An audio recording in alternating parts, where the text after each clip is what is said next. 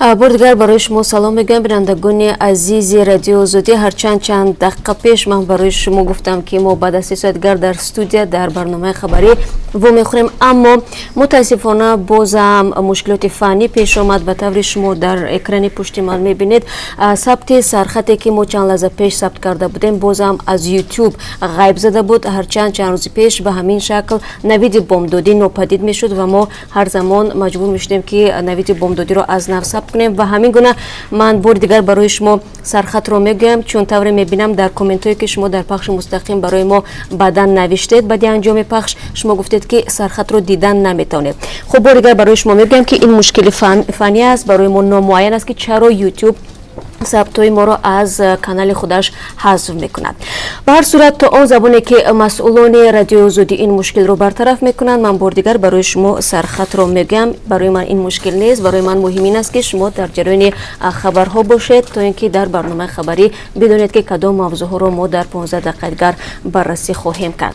یک گروه ساکنان شهر ترسونزاده دعوا دارند زمین‌های کشتشان را که پیش از 20 سال منبع درآمدشان بود خواجگی باغ سامان از دستشان گرفته است که تهای زمین سالهای 1995 همچون زمین پرزیدنتی به ساکنان داده شده بود و این ساکنان میگند زمین هایشان حجت دارد و به مقامات هم مراجعت کردند، ولی مقامات نه تنها حجت ها را به نظر نگرفت بلکه آنها را غیر قانونی دانسته از اعتبار ساقط کرده است.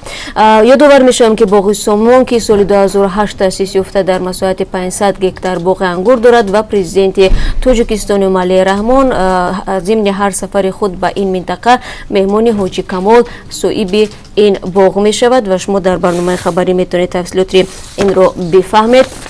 و بعد از شکست دوئیشون که گروه دولت اسلامی به نام گروه دولت اسلامی که در سوریه و عراق فعال بودند، چون نگرانی های وجود دارد که جنگجویان این گروه اکنون طریق ترکیه به وطنهای خود باز میگردند و طوری شما هم معلومات دارید در بین این جنگجویان شماره تاجیکان نیز کم نبود و همکاری ما با یک سفر کاری در ترکیه حالا قرار دارد و ما تصمیم گرفتیم که درباره وجود چون نگرانی ها و عموم در برای همین موضوع با او صحبت رو انجام بدیم و شما میتونید تفصیلات این صحبت رو در برنامه خبری تماشا کنید.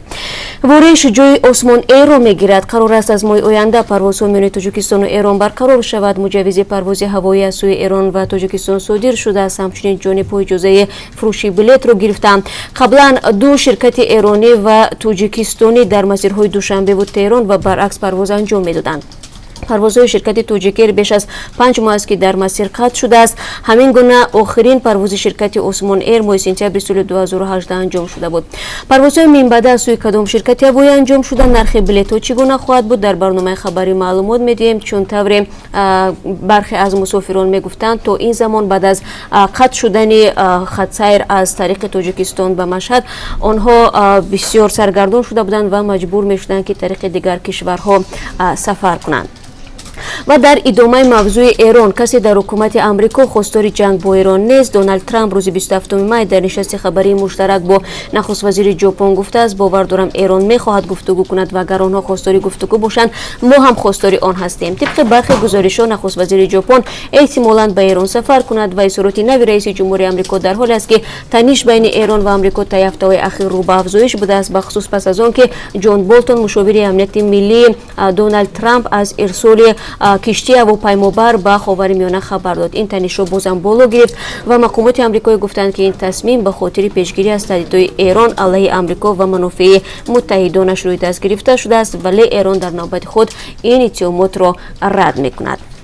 در برنامه امروز همچنین از زندگی قومی لولیان برای شما قصه خواهیم کرد که کشاندن بار زندگی اساساً بر دوش زنانی آنها است. مردم کار کردن را برای خود عیب میدانند. شیوه زندگی این قوم در آسیای مرکزی تقریبا یکسان است. آنها از نداشتن مکتب شکایت میکنند و با طلبندگی و جمع‌آوری آهن‌پاره ها روزگارشان پیش میرود. اگر خواهید بدانید که لولیان از کدام قوم هستند و زندگیشان چه تفاوتی دارد، پس در برنامه خبری ما را تماشا کنید. ضمناً در چند ناحیه تاجیکستان هزارها لولی زندگی میکنند و اگر چندی حکومت تاجیکستان برای بی‌اعتنایی با حقوق لولیان بارها تنقید شنیده است، ولی وضع این قشر جامعه تغییری زیاد ندیده است.